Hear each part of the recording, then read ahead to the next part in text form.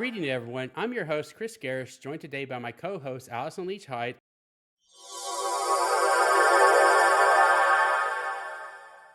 And Linda Paiges.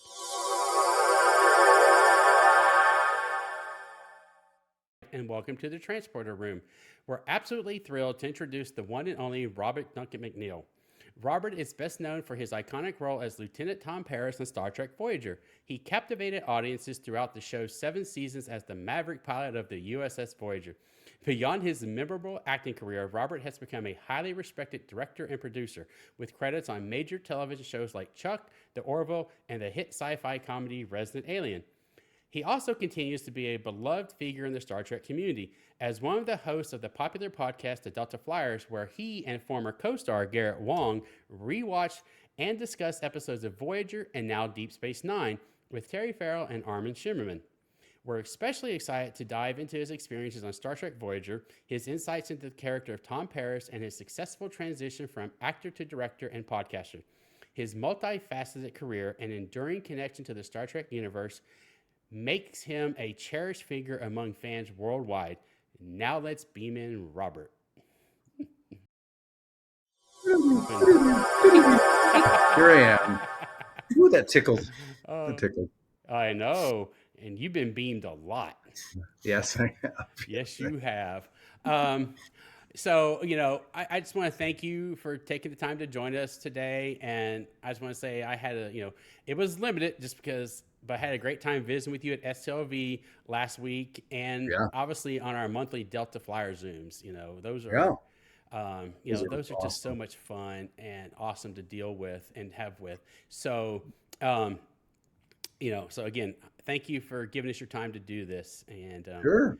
Yeah, Vegas was crazy. That was insane. I mean, I don't know if it's because we had all the Voyager cast there, so it felt particularly busy for me. And I haven't been doing a lot of conventions because I've been working a lot, but that was a lot. It was busy. Well, and you have the Resident Alien crew too, which was great for me as a fan of that show too. So I was so excited to see you guys up there, especially with Tamia of the Sci-Fi Sisters. She did such a great job on your guys' panel. I really enjoyed that.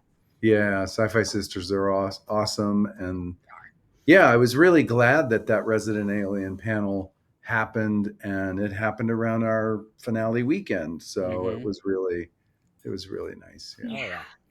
Oh yeah, it's fun. And that was my first STLV. So it was intense. And that's putting it lightly. I think I've recovered. Finally, I left there, came straight back to work on Tuesday to the start of our school year. So it's been fun. And I should have asked, but I'm gonna have to call you Robbie. I cannot call you Robbie. Call me Robbie, please. Robert's, as I was typing that, I was like, this feels wrong. This feels wrong. But we'll do it for that. Just Robbie's better because there's 2 other Roberts on our show. So people might get confused and think we're talking about Robert Picardo or Beltran. So the one thing, I don't know, what we do on this channel is before we get to the Star Trek stuff, I like to just, really, get your experiences before Star Trek, just like tell us about your journey to become an actor. I mean, was that something that you always wanted to do, or did you just kind of step into it? Well, I didn't always want to become an actor. I didn't really think about it growing up. I moved around a lot. I told this story before, but I moved around a lot when I was young, and we landed, I won't go through all the every other year moves, but we landed around 7th grade. We landed in Atlanta, and that's where I went to high school. So I think of Atlanta as home, even though it was only 5 or 6 years. It wasn't that long. It wasn't my whole life, but anyway, we moved to Atlanta, and because I'd been moving a lot, I just got used to doing things on my own and playing by myself, skateboarding or biking or going, fishing in the creek or whatever I would do. I was kind of a very independent kid because we moved around a lot. Mm-hmm. And then my little sister was like 4, 3, 4, 5. I don't remember how old she was. Very young, but she went to take some ballet and tap classes Oh. at a dance studio in the neighborhood. My mom came home one day from that and she said, "Hey, they put a flyer up. They need a bunch of kids. They have a children's theater there and they're doing The Wizard of Oz." And they said they needed 100 kids or something, a lot of kids. And so she was like, "You should do it. You can meet a bunch of kids. You don't know anybody. We just moved here." And I was like, a play? Like, it seems weird, but I'd seen the movie. So I was like, oh, just be a munchkin. Sure. I kind of casually was like, yeah, whatever. Sure. And then the audition day came up and my mom said, "Well, you got to go and audition. You have to go sing, she didn't even know what an audition was. She's like, "You just have to go. You have an appointment." I was like, "I don't want to do it. I don't want to do a play. No, I don't want to do it." And she's like, "You made an appointment. You made a commitment. They're expecting you at this time because they signed you up for this time. You need to show up. Mm-hmm. If you don't want to do it after that, you don't have to do it." So she kind of, for good reason was like, keep your word and show up if you say you're going to show up. So I did. Mm-hmm. Didn't know what an audition was. They handed me a scene with a couple of lines in it, a couple of Munchkin lines. And then they said, "Do you have a song?" And I was like, "No." And the director lady said, "Well, do you know Happy Birthday? Can you sing Happy Birthday?" And I was like, "Sure." So they had the piano player play Happy Birthday and I sang Happy Birthday.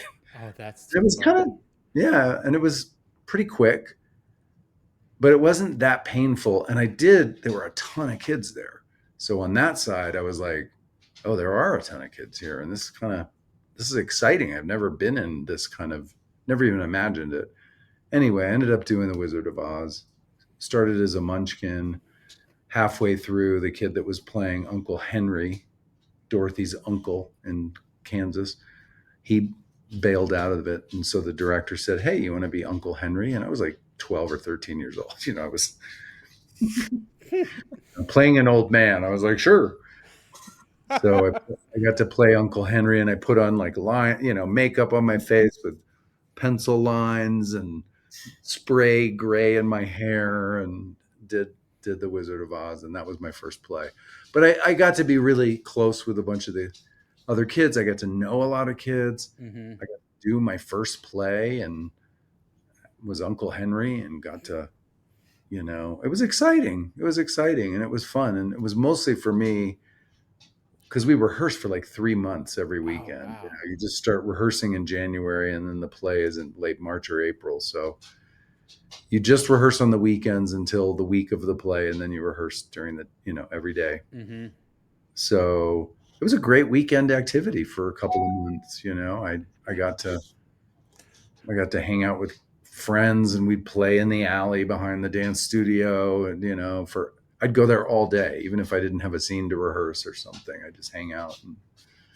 So that's how I got into it. And for me, it was always like, I know some actors have gotten into this business because they want to be famous. Yeah. And that's no judgment on that. Like, if you want to be famous and that's the goal, go do it. Yeah.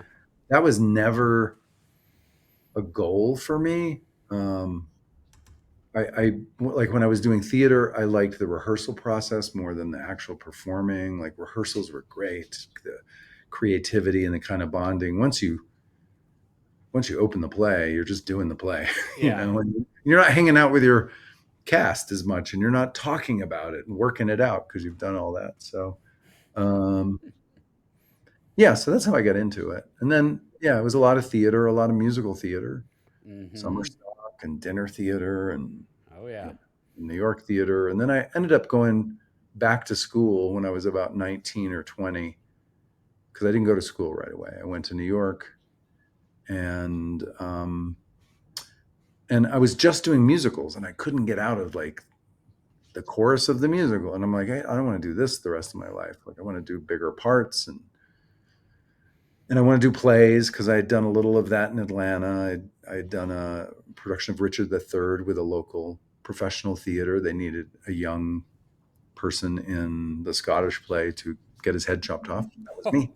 So not many lines, but I did Shakespeare, and I got to watch these actors, some of them who've gone on to great careers, like Kenny Leon, who is a big Broadway director now. He was in the production with me. And yeah, so I'd done some theater, straight theater, not just musicals. But then when I got to New York, it was all musicals. And I was like, a couple of years of that, I was like, I should go to school. I got to break this perception of what I can do. Mm-hmm. So I, on a whim, went and auditioned for Juilliard and did a couple monologues, did my audition, and I couldn't believe I got in. I was shocked. So cool. Yeah, so cool. Yeah, it was really exciting for me because I like rehearsal. I liked class. I liked, yeah. So I went to school, and then the first summer between the first year and the second year of Juilliard, that summer I got cast, auditioned for a TV show, The Twilight Zone.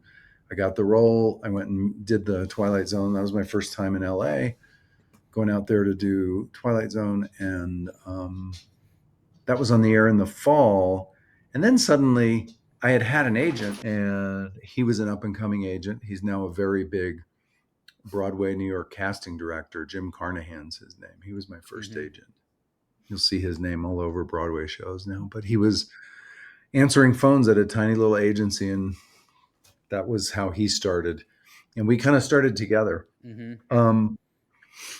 And part of it happened because I was in the chorus of this musical out in New Jersey, and he came to see it. He was from Atlanta, and he had seen some of the plays I did locally. Mm-hmm. He was a few years older, but he came backstage and was like, "Hey, I'm from Atlanta. I saw you in The Sound of Music and at the Harlequin Dinner Theater. I've seen you, and yeah, I just came here, and I want to be an agent, and I'm just answering phones right now." But so we started out our careers together, and sort of, yeah, he's done very well. But anyway, I did my first year. He got me that audition for Twilight Zone. I did that one episode. That was exciting because it was proof that I could get out of the musical rut that I had been in. And then when the Twilight Zone went on the air, sometimes new faces, especially back then when the business was a bit smaller, when people see a new face, they're like, "Oh, everybody starts going, oh, bring him, her or her." So I got some calls about some other things, and one of them was a soap opera. And so I ended up doing that soap in the middle of my second year at Juilliard. They offered me a 2-year contract. So I decided to go do that soap. And it was not an easy decision because I love school, but I was like, pay to do acting at school or get paid to do acting? I'll do the and still get an education either way. So yeah, and I still learned a lot. Mm-hmm. Absolutely. And that was All My Children that you were on. Yeah, Charlie Brent. I did it for 2 years, and then I extended for 1 more year after that. Oh yeah. That last season, I got nominated for an Emmy, which was very cool to get that kind of recognition, and certainly different than being in the chorus in New Jersey. Well, and the reason I'm smiling, and this may not be on the camera, but is I remember us talking about that during one of our Zooms one month, and I think we I don't remember who it was. It may have been me, but someone Googled and found the Emmy Awards. Yeah, that was something else. But anyway, oh, that's great. Well, that's good, Allyson.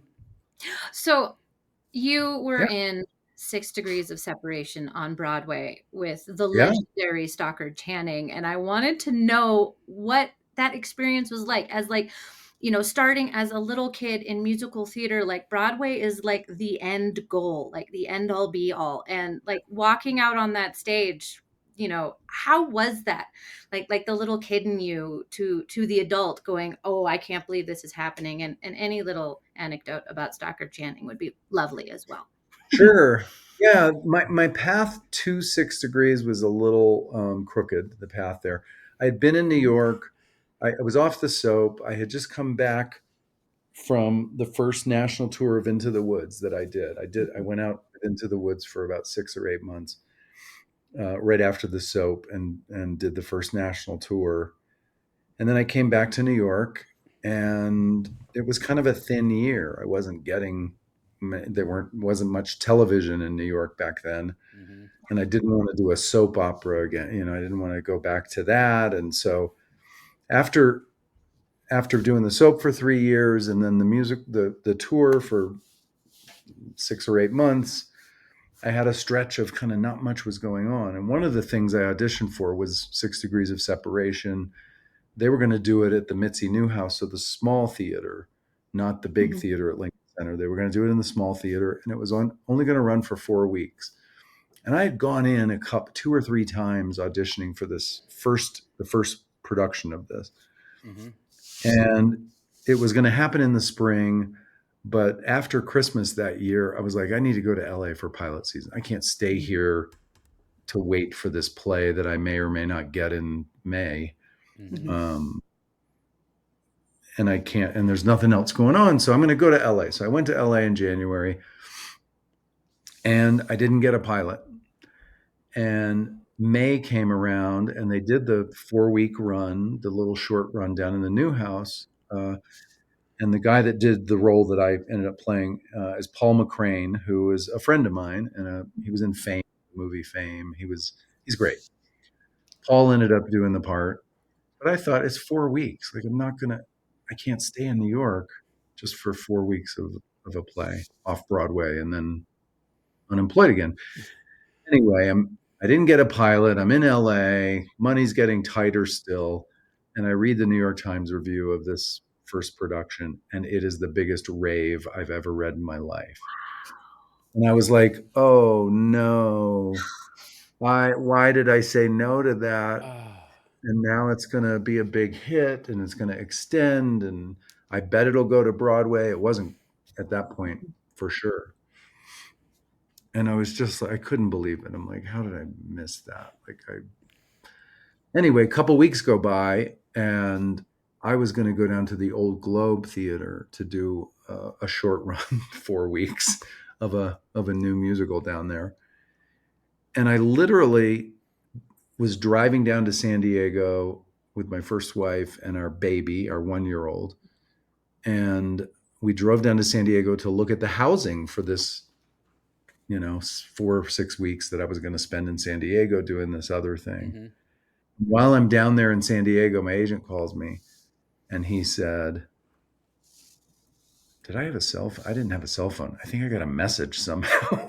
So I go to a payphone, and I called my agent, and it was like on a Saturday. And he said, Lincoln Center called. 6 Degrees is moving to Broadway, but it's not going to move to Broadway until September. And Paul McCrane could only do the 4 weeks because he had another obligation. He had been in a TV pilot, and that got picked up. And so Paul had to leave the show. They wanted me originally, and I passed. And so I was like, yes, yeah. So I backed out of San Diego. I flew to New York to meet them one last time. They flew me to New York, and I had one last audition, even though I had auditioned a few times, and a talk with Jerry Zaks, the director, and John Guare, the playwright. And yeah, I had a great meeting, and I'm standing outside of the audition room, and they came out and they said, welcome to the show. And so, yeah, I moved back to New York. I did that off-Broadway run from June until September, and then we moved up to the Beaumont. Because everybody that did that first production thought it was a 4-week run, like me. They all thought it was 4 weeks. So Stockard had a movie, Paul had a pilot. James McDaniel, who was the lead, he was also in a TV pilot that got picked up. So Courtney Vance came in to take over for James and Swoosie Kurtz came in for Oh. Stockard for that summer. So we sort of kept the off-Broadway version going for about 3 months, and then we moved upstairs to the big theater. Yeah. Anyway, that's that story. Oh, It was cool. a crooked path, is my point. Yeah. Man. Well, and theater is like that to get to Broadway a lot of times, where it is kind of weird and crooked, and people start and then come back, and yeah, that's so cool. Mm-hmm. Yeah, I mean, they had, when I did Into the Woods on the road, when I came back, they had actually asked me to do the Broadway company because Ben Wright was leaving, and they were like, "You just came off the road." But it's funny because on a tour, you actually make more money than you do on Broadway. Yeah. And so I had been making, a commercial rate on the road. And I said, "Sure, I'll do Broadway. Just give me the same deal that I had on the road." And they were like, "Oh, no, it's scale. Broadway is scale because you're getting the prestige." And I was like, "No, thanks." Prestige does not pay the bills, sadly. No. Prestige does not pay the bills. And I had done it for 6 or 8 months, and it would have been wonderful to do Into the Woods on Broadway, but yeah, it was like less than half of what I've been making on the road was what they were offering. And I'm like, I can't take a 50% pay cut to go. God, no. No. I'm sorry, we've been talking about it. I have an Into the Woods poster right here. Oh, yeah? I was in Into the Woods in my junior year of high school. So. Oh, yeah. Yeah, Linda is It's a great musical. It's a really, I was always a Sondheim fan. He was my favorite composer. And after Into the Woods, I did get to work with Stephen on a musical that he never finished. It was a workshop of a musical called Muscle, and it was about bodybuilding. It sounds crazy. And what's her name? Anyway, I can't think of her name right now. And Young Frankenstein, what was her name? The lead. Oh, Bernadette Peters. No. But no. Wrong one. Okay. Can't believe I'm spacing out on this. Anyway, I got to do a workshop at the Public Theater for a week or two with Stephen and James Lapine and a great cast. And they never finished the musical. So that was the only place it was ever done, was there. And we did a performance, like a staged reading, with scripts in hand and a little blocking. And we did that at the Public Theater, and for a lot of Broadway backers and people that Stephen trusted. And sorry, I hear the lightning of the thunder. There's a storm. Madeline Kahn. There we go. Thank you, Madeline Kahn. Yes, Madeline Kahn was in this workshop of Muscle with Stephen Sondheim, and that was shocking to me. I was just like, "Oh my God, I'm working with Madeline Kahn. I can't believe it." I had some scenes with her. It was amazing. Oh, wow. Wow, that's, man, honestly, I didn't know, how much, actual Broadway and theater you had done. This won't surprise you that my first experience to see you on TV was Masters of the Universe. And if I'm not mistaken, and if IMDb is correct, that was your first credited role. It was that was my first movie. I haven't done many movies, to be honest. I've only done a couple. Most of my career has been in television or the theater before that. Yeah. Yeah. For some reason, just the movie world didn't. I was either always working on a TV show or in a play, a long play or something like that. So Masters of the Universe was in the middle of the soap opera. So it was a crazy time because I was doing the soap and flying to LA and back and forth.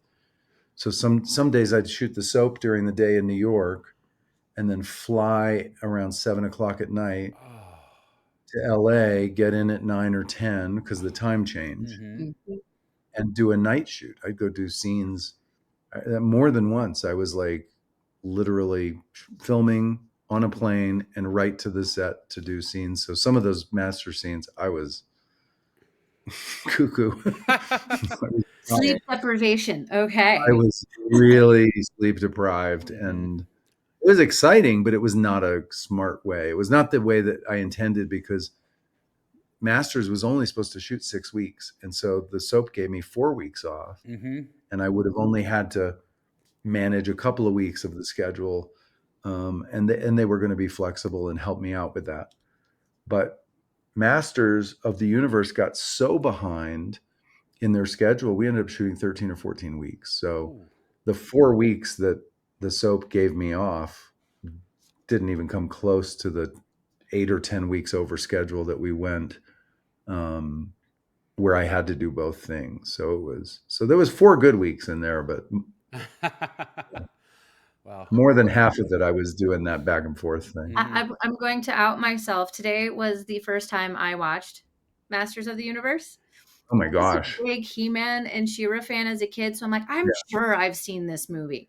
And then I'm like, I'm going to put it on to refresh my memory. I'm like, I have not seen this movie, so I'm glad I got. You would remember that movie if you had seen it.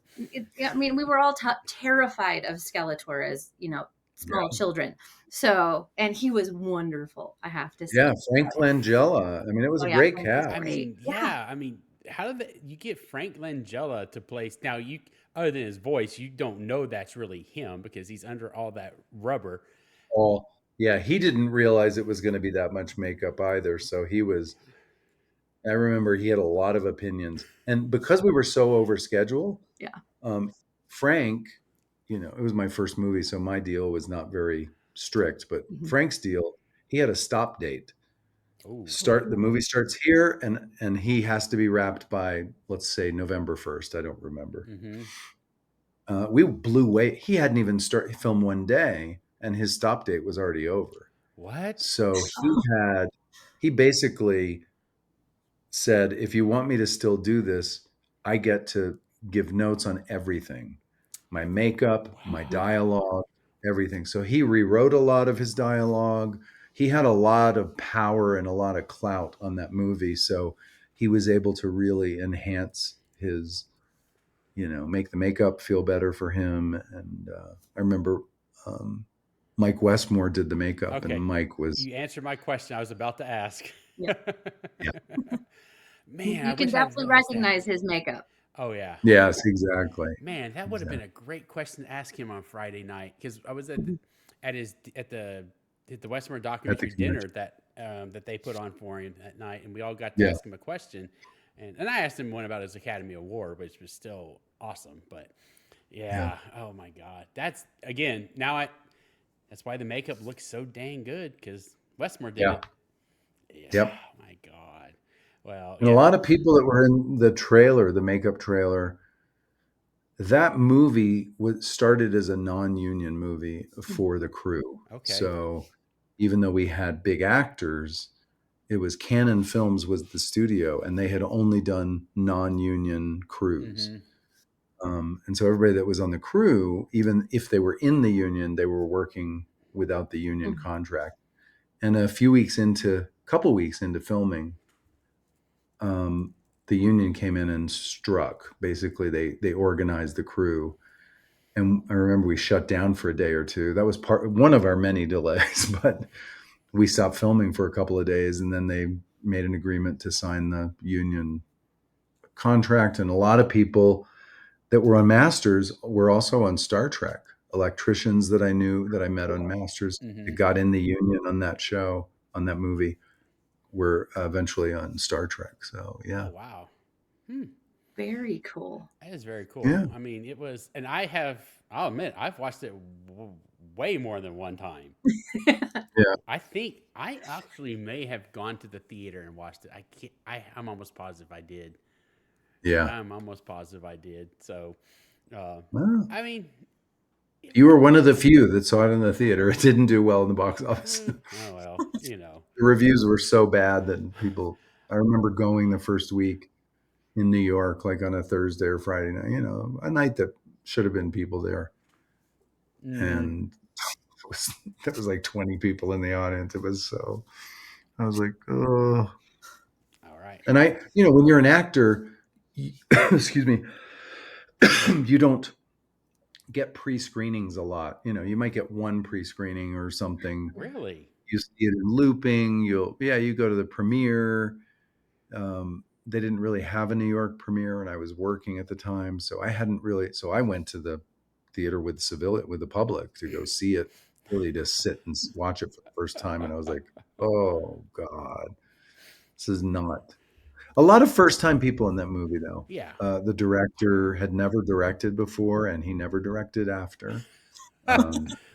He's a nice man, but he was super friendly, but he didn't have the skill set, especially now that I'm a director and producer and I know what it takes. There was no urgency. There was no plan. It was a bit of a mess on set. So I'm not surprised the movie's a bit of a bit of a mess. Hey. Well, since you've already segued. Yeah. Oh, never mind. You were saying something.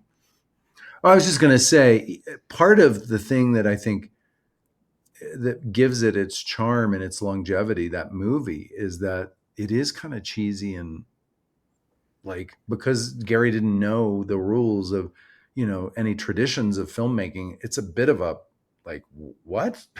What's happening? Like, it's kind of crazy. And so it's become a bit of a cult classic because it's so cheesy and so sort of over the top at times and kind of messy, and it's, Well, so was the cartoon, so it was completely on brand. And on brand, exactly. When your original idea comes from a toy line, like it could get a little messy.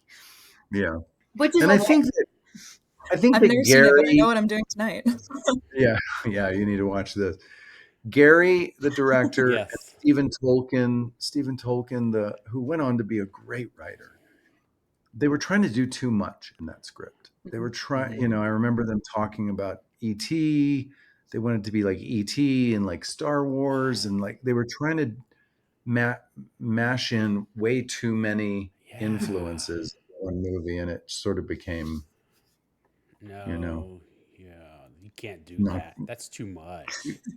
It's too many things. Yeah, way too many things. Yeah. Well, so I was going to segue into another logistical nightmare, which was COVID and Resident Alien. When you guys were starting out, I love Resident Alien, super big fan. I love this show. I am very sad about. I'm not caught up because of STLV, but I am caught up.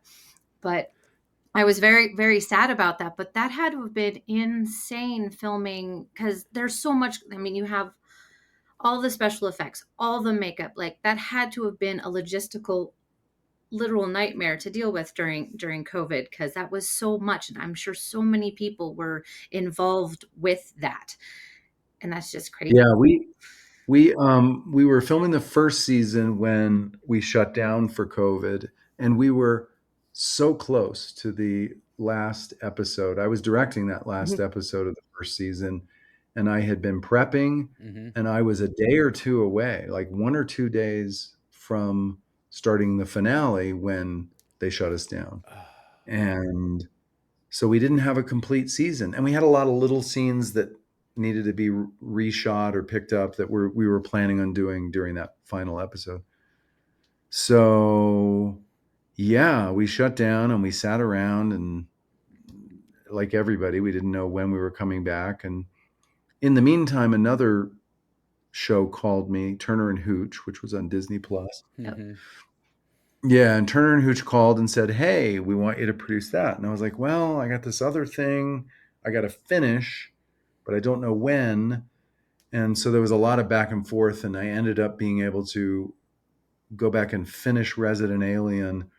And literally the next day, while they were shooting the pilot of Turner and Hooch, Mick G directed the pilot.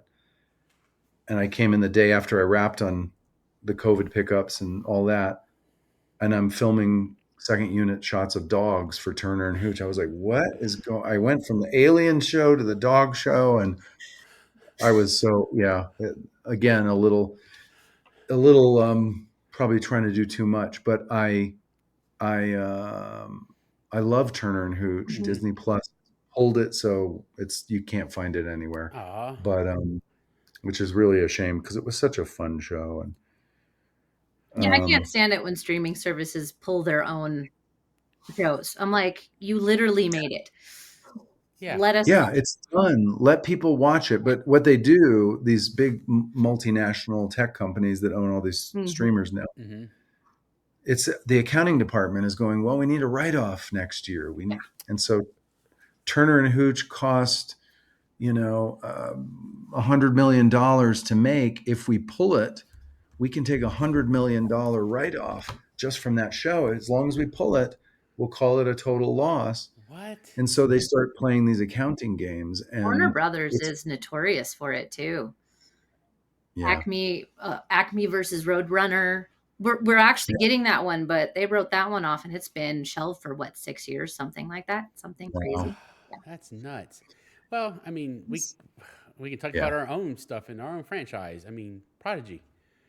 You Yeah. know, they. Yeah. I mean, I wasn't gonna say it, but I let's was say thinking it. it. Yeah, I mean, they sit there. And it's a Paramount. I mean, it was Nick, but still, it's on Paramount Plus, Star Trek, and they just. Yeah. I mean, they just dropped it like cold. I know. And they had stuff done. They had so The much entire done. second season was completed, Yeah. and they dropped Yeah. it.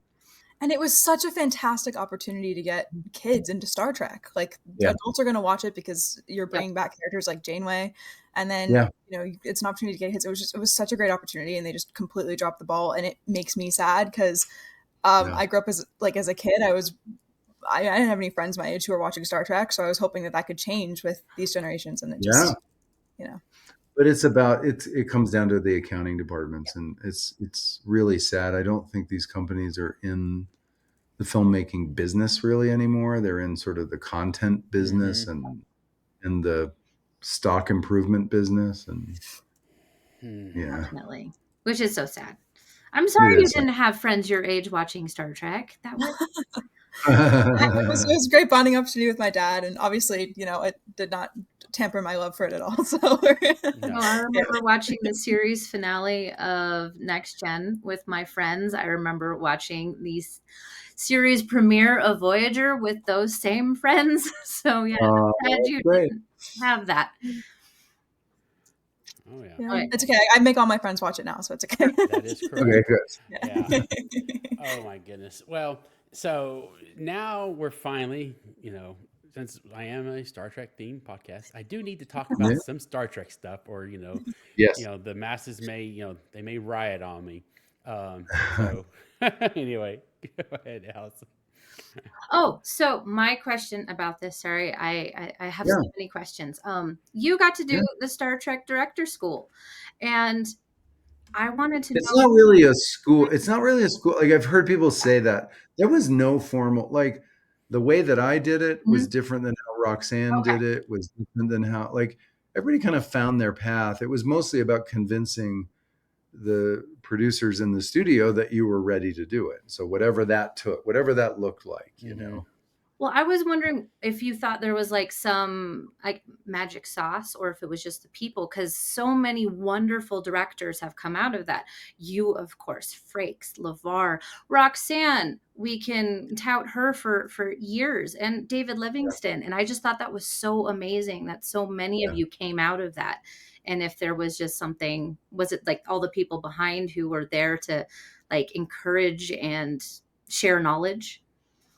Well, I think that back then, Star Trek didn't have the kind of prestige that it may have now.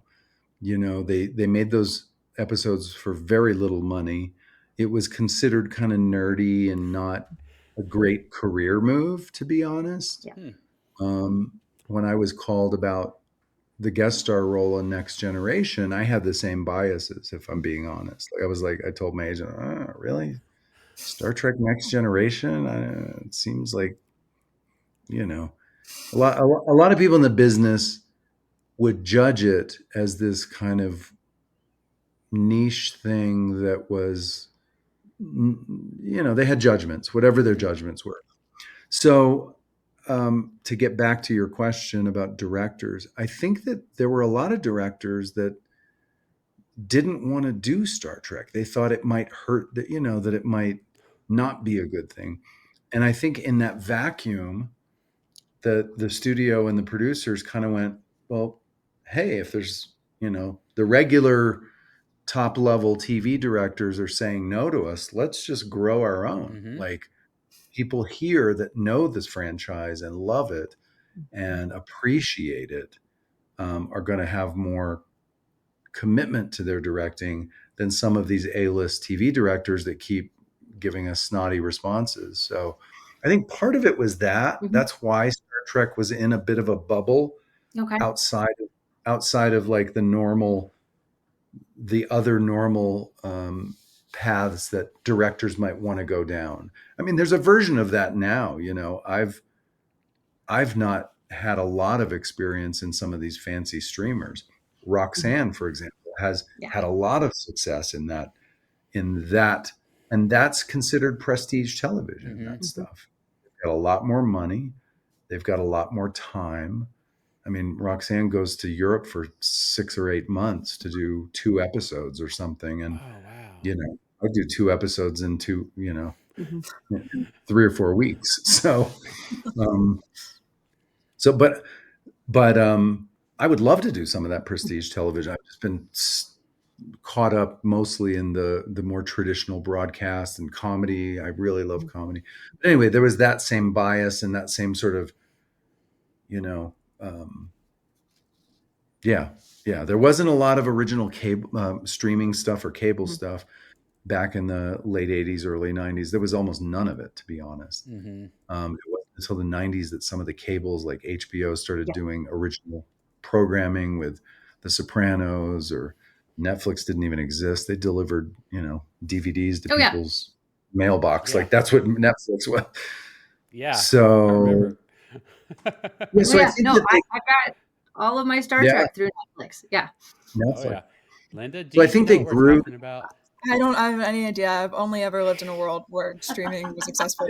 I'm Exactly. 20 years old. I have no idea. But I think that they grew a lot of directors, and there were a lot of people that wanted to do it, and were passionate about it. And I think they preferred that sort of energy, that sort of appreciation of the franchise to outside people who had, judgments about it. And that's one reason Star Trek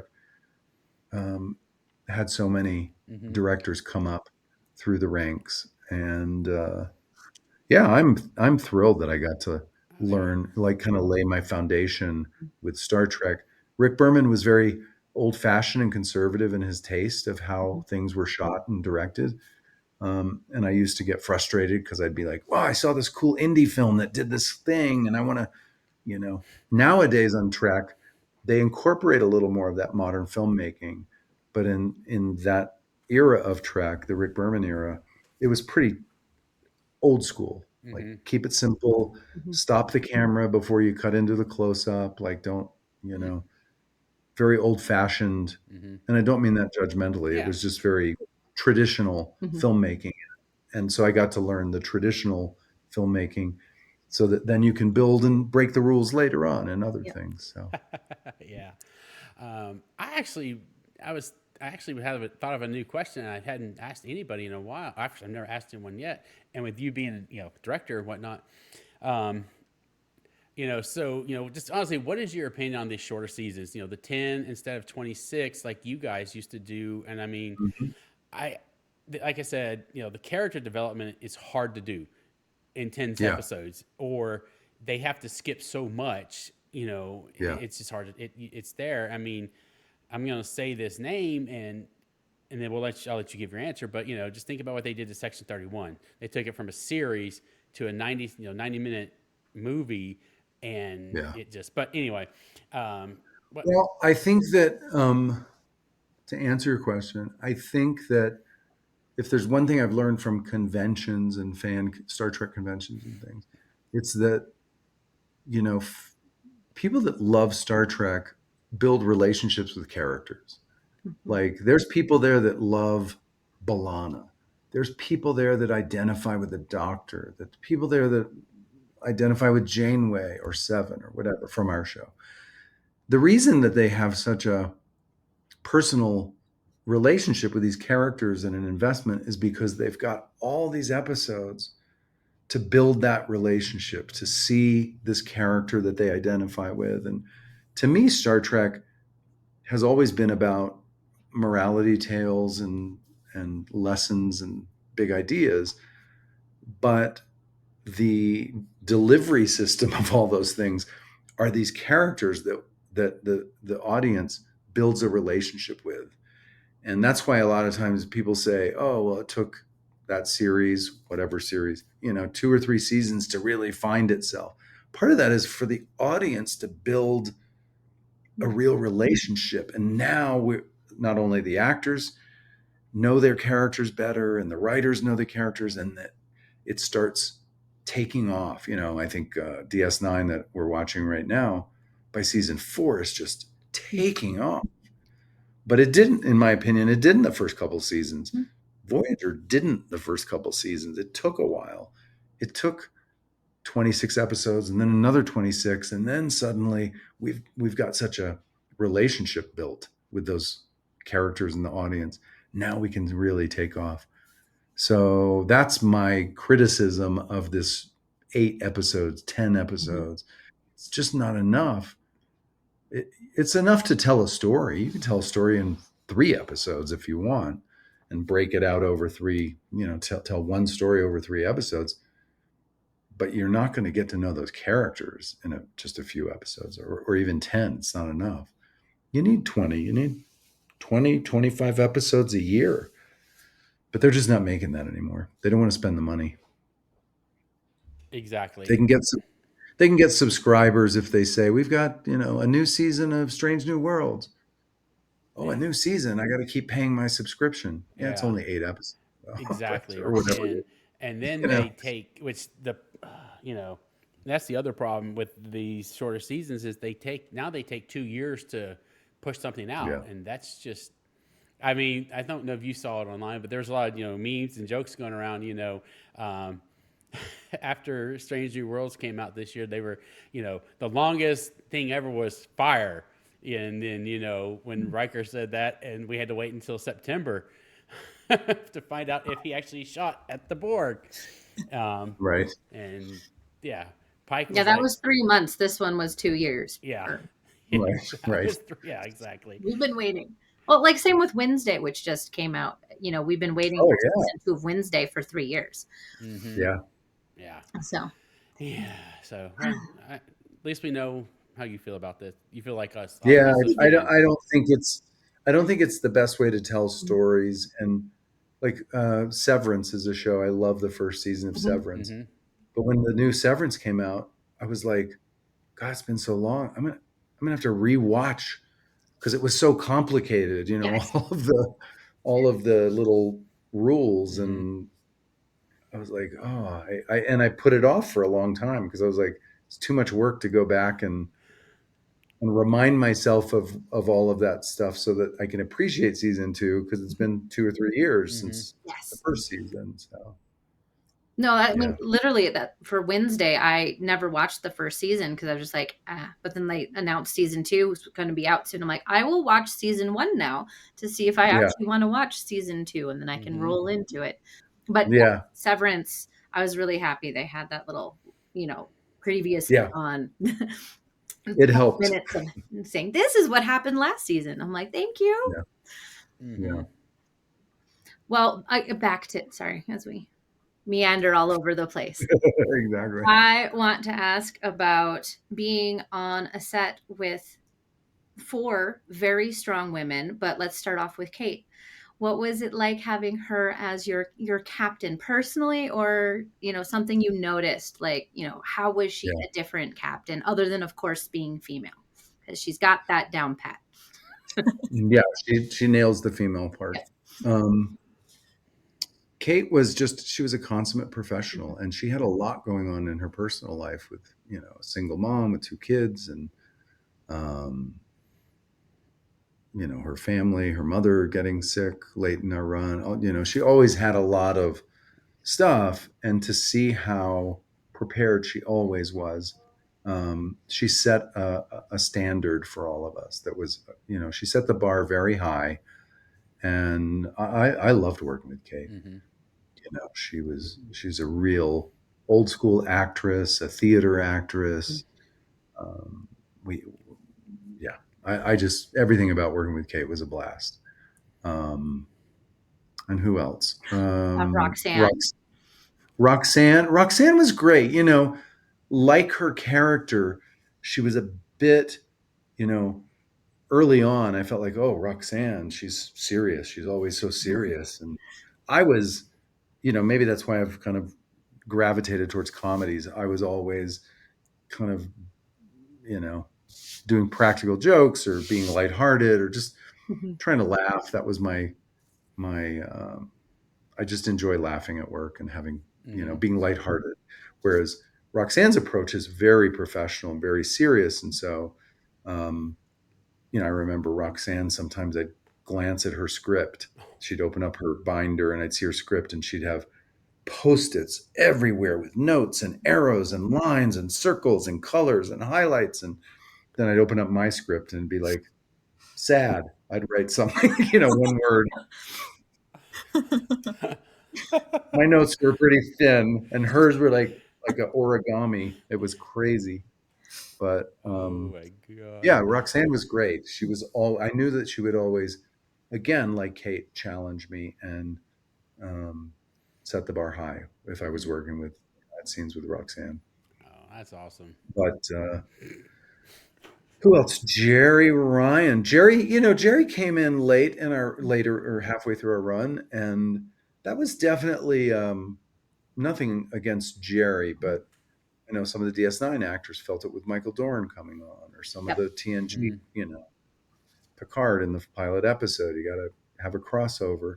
You feel a little bit like, well, we're okay. We don't need help, you know. But they brought that character on for sex appeal, for Borg stories. For I get all the reasons. It makes total sense, and Jerry was fabulous in it. But for me, originally, I was like, oh, we're going to do this. We're going to do the sex appeal thing. But that character became fascinating.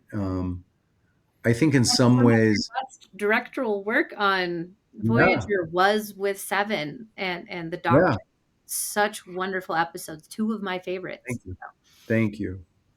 Yeah, I think that I will say that when Seven came on, and part of it was for ratings and UPN, the network we were on, trying to get that network some stability and some attention, because it worked with that character and with the sex appeal and all the reasons that they brought her on as a character that was paying off.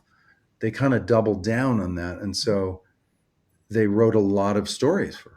She had a ton of stories. And I've seen a chart somewhere that it's like a moving graph of like the characters and who had more scenes or lines or something. And everybody's kind of here in the middle, and the captain's always up a little higher.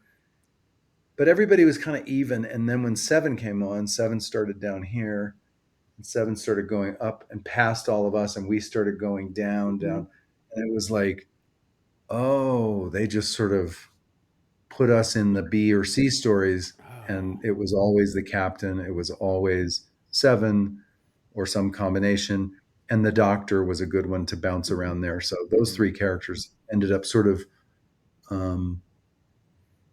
you know, popping a little more, I guess, in our series. But I think it was a shame that everybody else sort of got far less the last couple seasons than we had the first few. And it was a great time to kind of even things out and give everybody some really the same attention.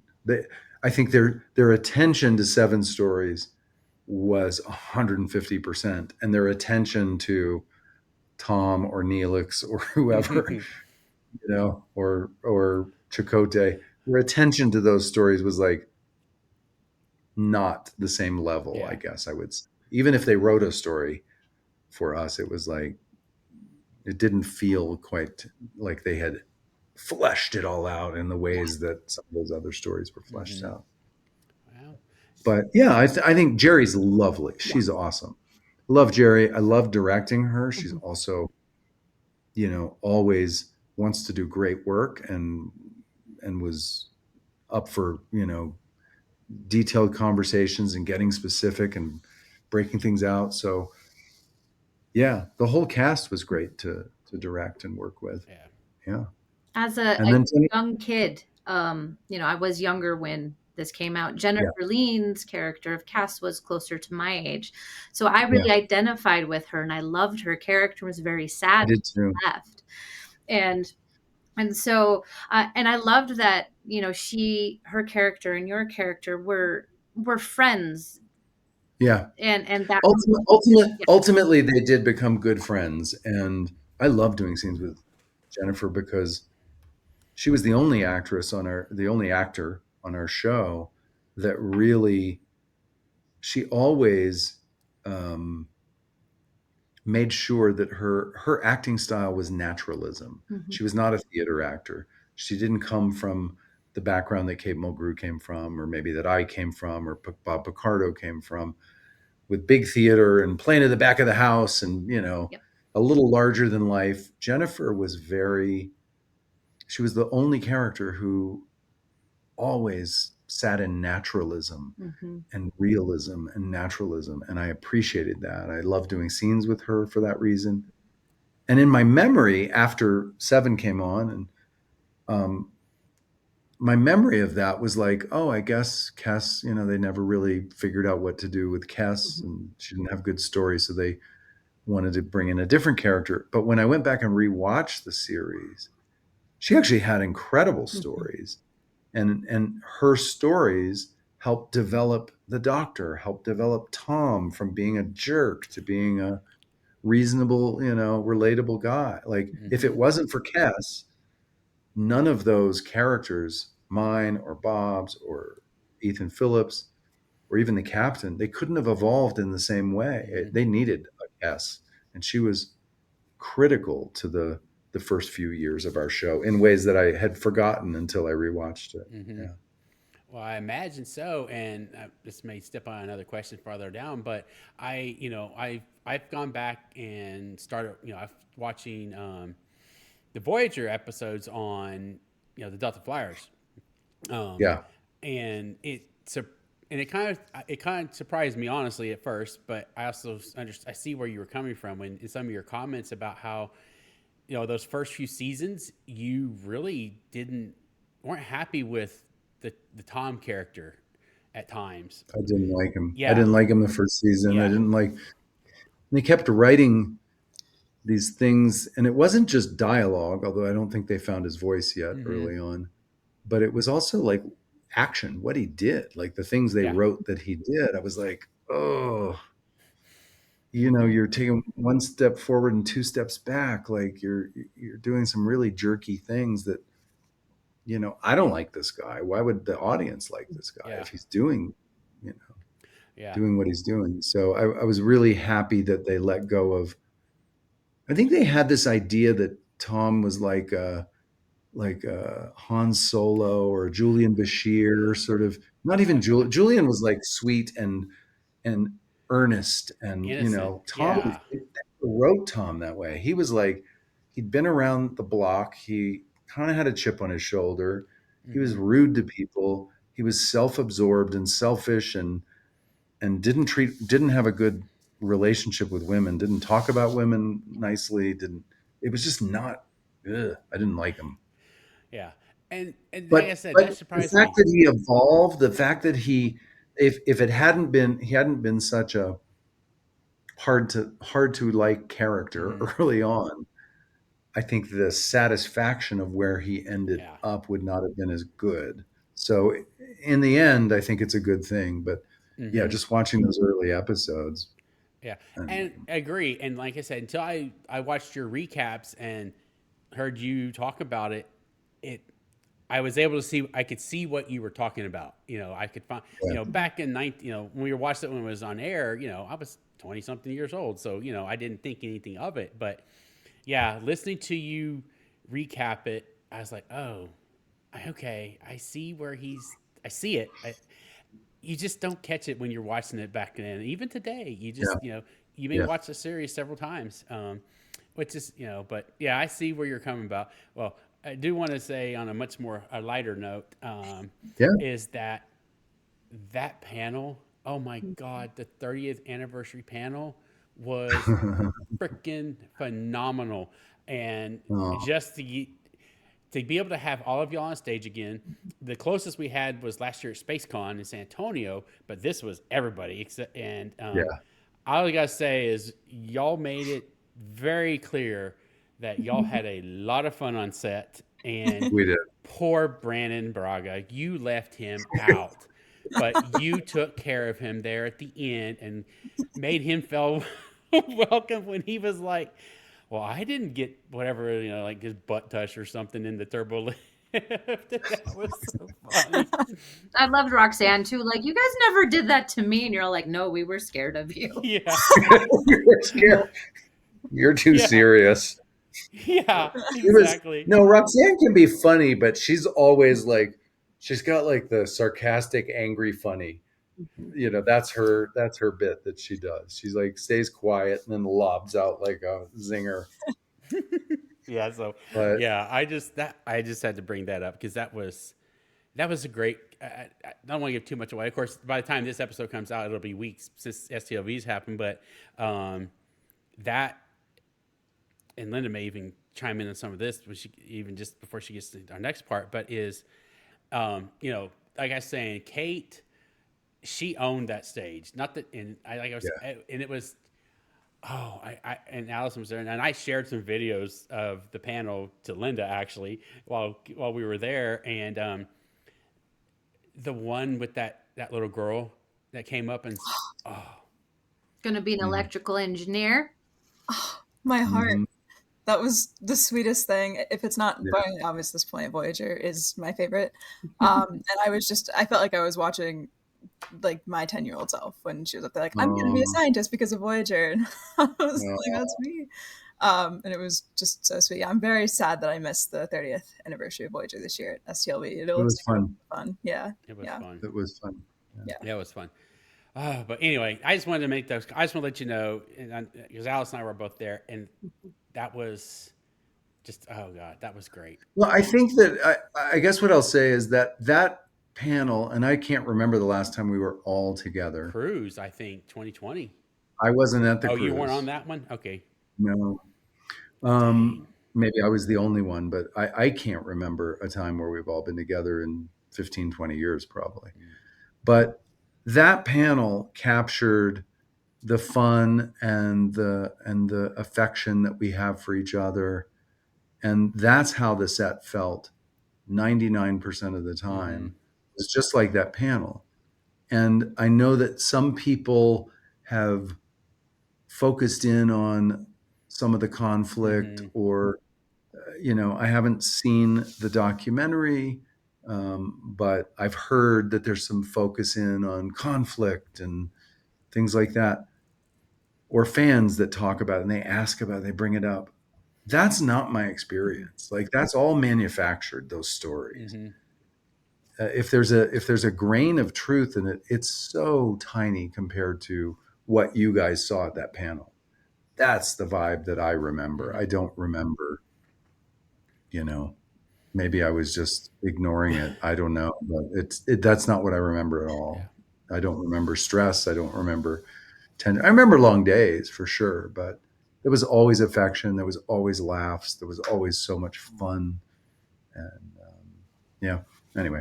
So speaking of the Voyager documentary, I have recently seen it. What was that process like of being asked to go back and kind of revisit that chapter of your life and get to talk about Star Trek Voyager documentary? Did you think you'd ever be asked to do that? Is that like, what was that like? When they asked, COVID had just started, or was it we were in the middle of it? And I was, I was going back to Resident Alien in Canada, and they wanted to do an interview. They were just starting interviews. And I think I was the very first person they interviewed, and they kind of rushed it, put that together, because when I was living in Atlanta, they could get a crew there. But if I went to Canada, they weren't sure that they could get a crew because Canada was, a lot of countries were not letting people in for unless it was critical or whatever it's called, So I was the first one that they interviewed. So they were learning their questions. They were, they were trying to figure out what is this documentary going to be about.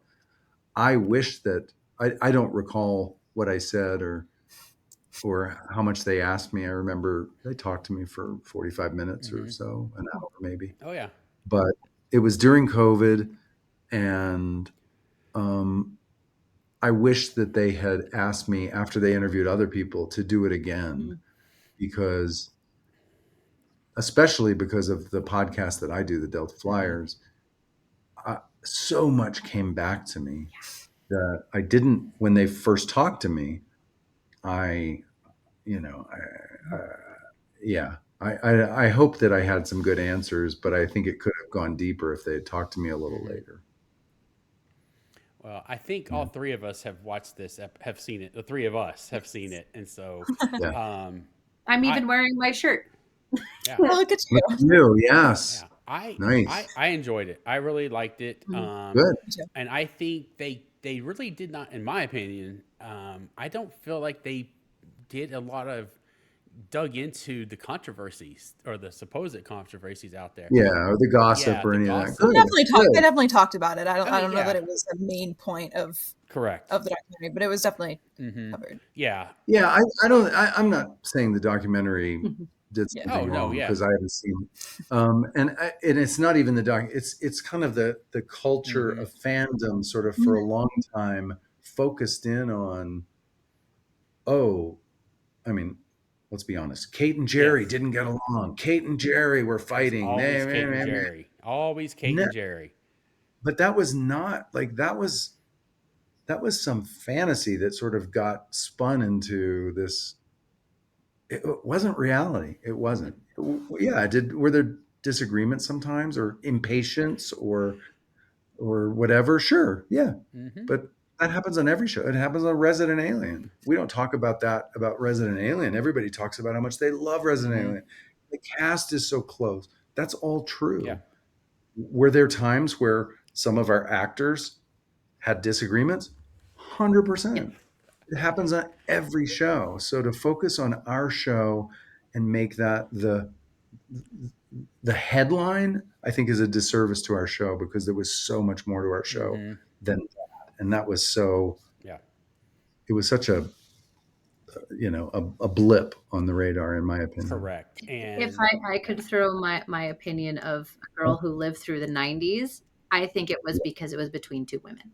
And that's why it was oh no, they're being catty. They're, and that's why it would get out there, because there weren't many shows that had two very strong female characters who were being written for seasons to carry a show, and we shouldn't have done that way, but it is what happened. And I do think they were doing that because they were women. Yeah. I think you're right. Even though it wasn't fair, sure, could every family, you guys were a family, you guys spent more time together than you did with your families during those seasons.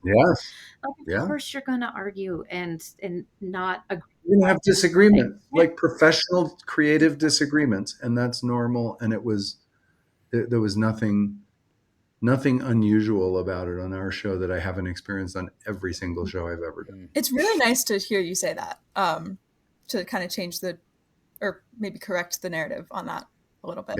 And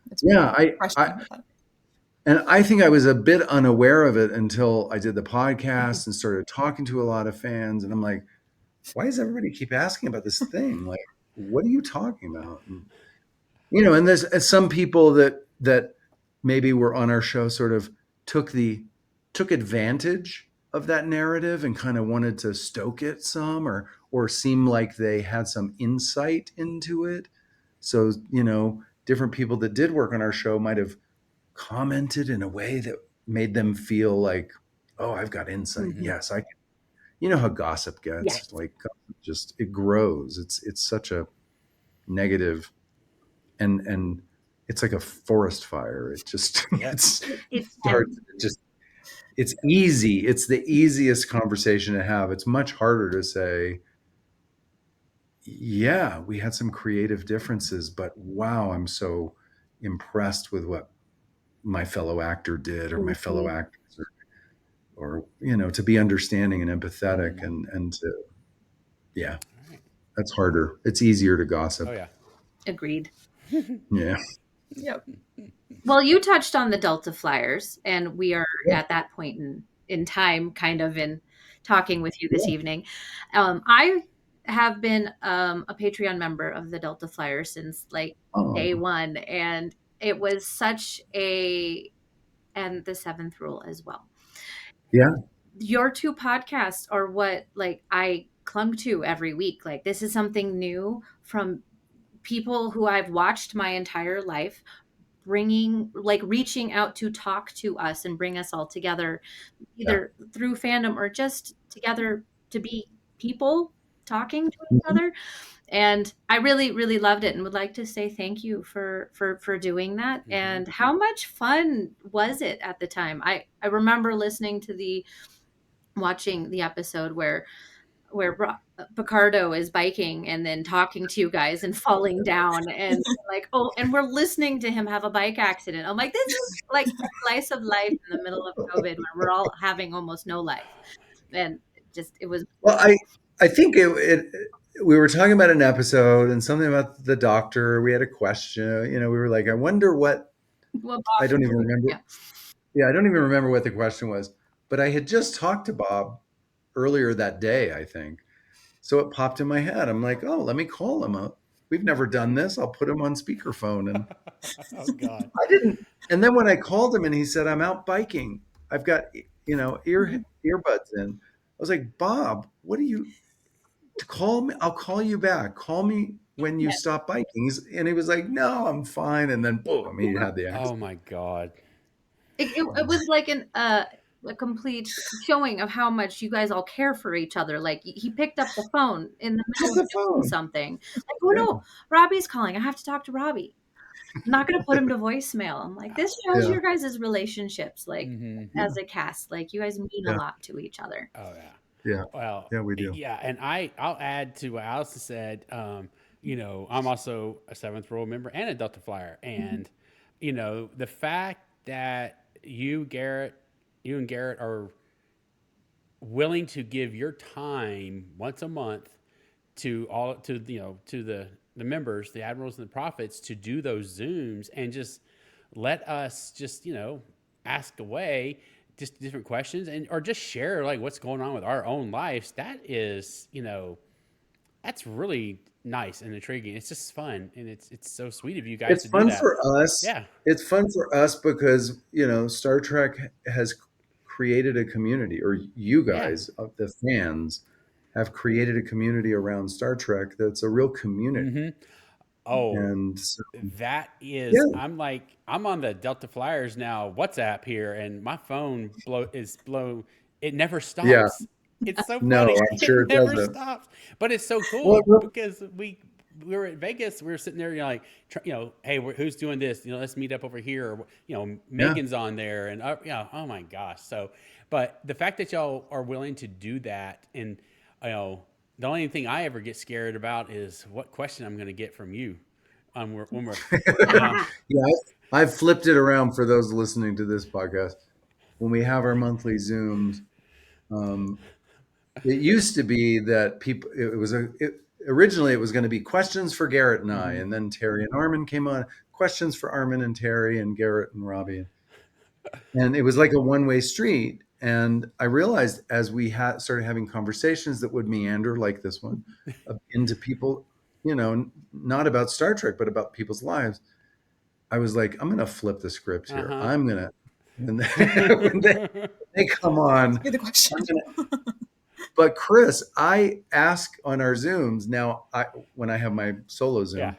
I ask people questions, but I also answer Oh every no, question. I agree, and I think it's funny. I'm just always worried, like, which one am I going to get and be like, God, I don't know if I can answer that one, or Yeah, it's always like get to know you better questions, and they are great. They actually are really good questions because some of them have been really thought provokers, to be honest with you. And Yeah, it just depends on yeah, which deck we're in that this yeah, month. exactly. And it's just funny the different styles between yours that your monthly and Garrett's monthly, Yeah. but I enjoy. Totally different, I'm Oh sure. yeah, but they're fun. I enjoy both of them. And then when we get, Yeah. and then when the ones we get Armin and Terry, every other Armin and month. Terry, yeah. Yeah, that's Well, Terry said to me after her last Zoom, she's like, I really love that you guys do this, and I'm really starting to love doing them. good. I mean, not that she Yeah. didn't from the beginning, but she's like, it's a different level now because she's starting to get to know Yes, people, she is. and recognize names and faces and knows about their lives. Mm-hmm. And it's part of what happens at a convention at the table when people Mm-hmm. come up. I love to hear about their lives and their connection as much as I think as much as they like to hear about Star Trek from me. Mm-hmm. So Yeah. it's a give and a take, I two-way really street. want to thank you for Delta Flyers because COVID consumed my high school experience. So I was 15 when the world shut down, and so I missed out on a lot of those kind of normal teenage experiences. And one of the things that really truly kept me sane during that time was watching Star Trek and waiting for the Delta Flyers podcast episode to drop every week. I would go for a walk. It was like my time out of the house, and I would listen to the Delta Flyers, and that was really helpful for me with kind of the mental drain of kind of being locked away from the world. So I wanted to thank you for that. Oh, of course. I'm really glad to hear that. I mean, I think a lot of people had that experience of feeling isolated, feeling alone, and us starting that podcast at that time was just the perfect way for, there weren't conventions happening for the first year or two. Like, that opportunity to connect with other Star Trek fans and that community that was so important to people disappeared. And so, yeah, the Delta Flyers sort of was the right place, right time, right thing. Mm-hmm. So. Oh yeah. And I'll add one thing, then I know Allison's got another question, but about how with Terry, that's funny you said that because when I was walking out, I was checking out Monday morning, walking down the hallway. She comes out of the room and says, "Looks, hey, hi Chris," and says, "How you doing?" I was like, "Oh yeah." I'm like, that, yeah. Anyway, all of that part with being part of this community now is still kind of, it's very surreal because like I was at Trek Long Island and sitting there with her and Lolita, and we were having a drink together and everything. It's crazy. Yeah. All right.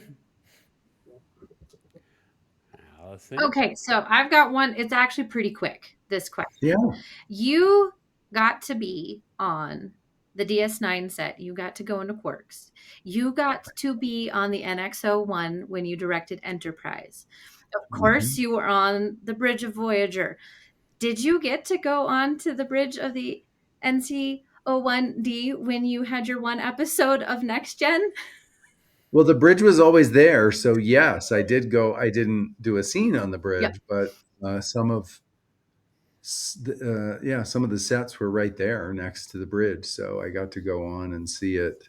Cool. It was in the same spot as the Voyager bridge. Mm-hmm. It was, in fact, a lot of the same set pieces and materials. They just, changed some things out. So I guess I've been on a lot of Star Trek sets. That's amazing. I think it was probably just you and Frakes who could say that too. I think you're right. LeVar directed Voyager DS9. Oh, yep. Did LeVar direct Enterprise? Yes, I don't know. he did. Yes, he did. He did. Okay, so he got to do. Okay, so the three of you have gotten to do that. That is so cool. Sorry, I'm like, I was thinking about it today, and I'm like, wait a minute. Yeah, that's crazy. That's you're in a short list of people that have been on all the bridges. Yeah, and I went over to DS9 a few other times, just when the doors were open, or I went over maybe to talk to somebody now and then, and I got to see the promenade. I got to see all that.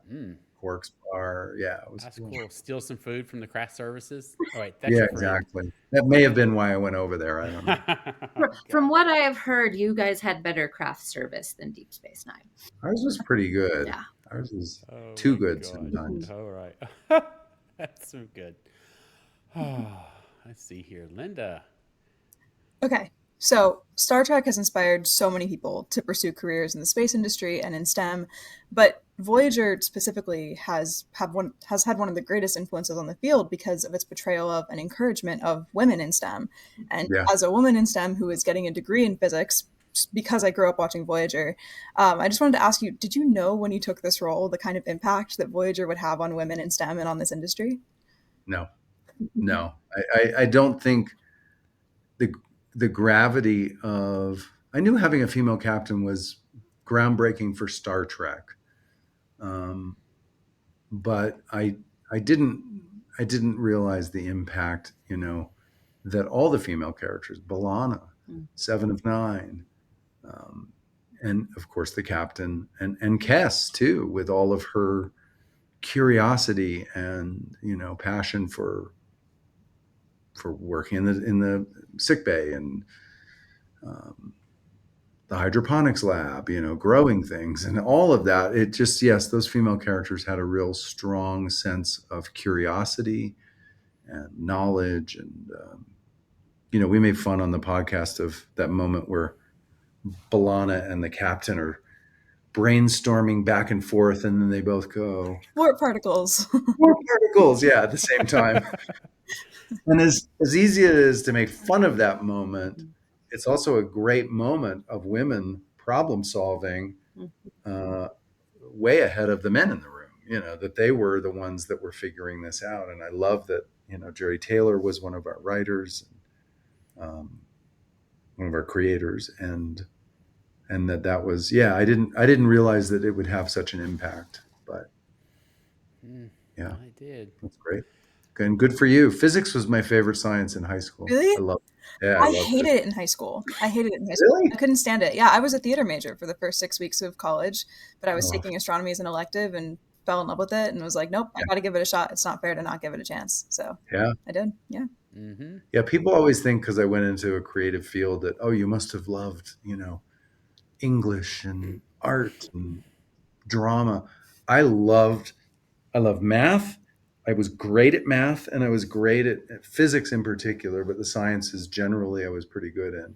I struggled in, English class and the things that were more kind of subjective, and I wanted hard facts and data and numbers, and I still love, I make spreadsheets when I'm breaking down scripts, if I'm producing, or I love getting a new script because I open up a new spreadsheet and I start breaking down all the page count and cast numbers and, figuring out how we're going to schedule this thing.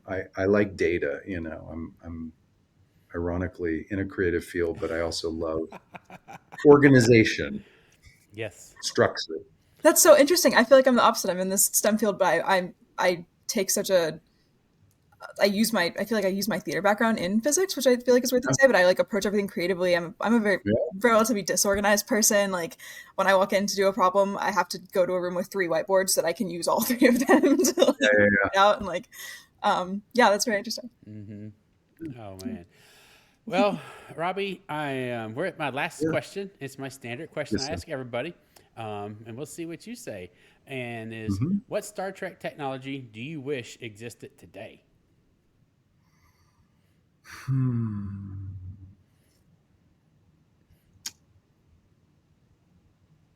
don't know. There's so many good ones. I mean, I was going to say transporters to be able to beam. Yes.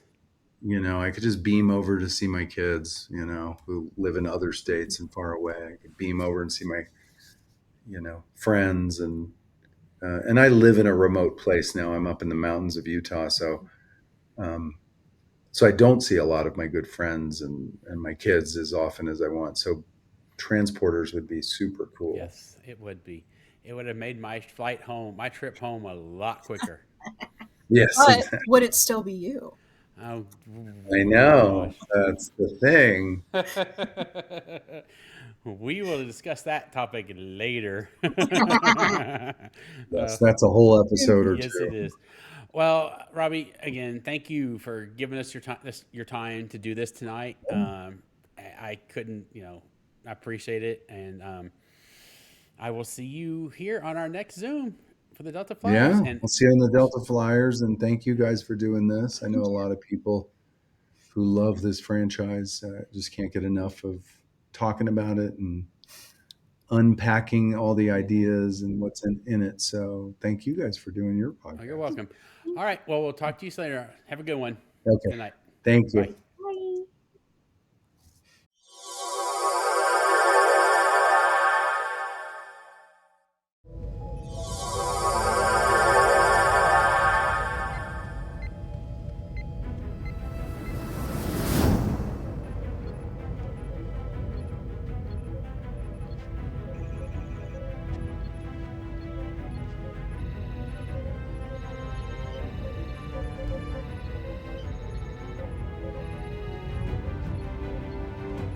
Thank you for watching The Transporter Room. For just $5 per month, enjoy ad-free access to this episode and all previous ones, plus exclusive bonus content. Sign up now on Patreon.